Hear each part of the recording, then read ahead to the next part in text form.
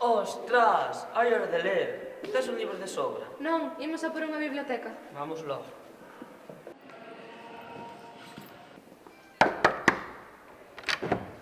Hola. Ola, que desexades? Un libro. Pero non sabemos cal. Podes nos axudar?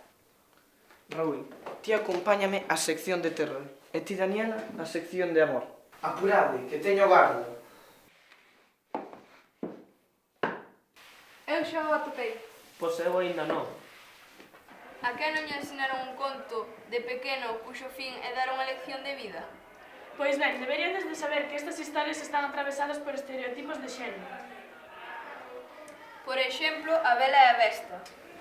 Gastón é un claro exemplo de estereotipo masculino. El é forte, valente e loitador. Outro exemplo común é o de Brancaneves. Coñecédelo?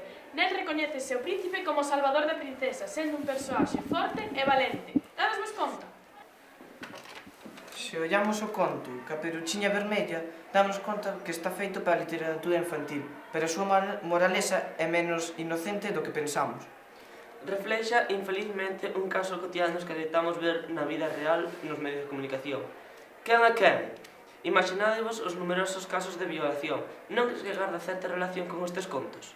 Móstrase ao lobo, un ser forte, masculino e pícaro, quen a engana. Por outro lado, está Caperuchiña, que se presenta como un ser débil que non obedece ás recomendacións de súa nai de ir por lugares seguros.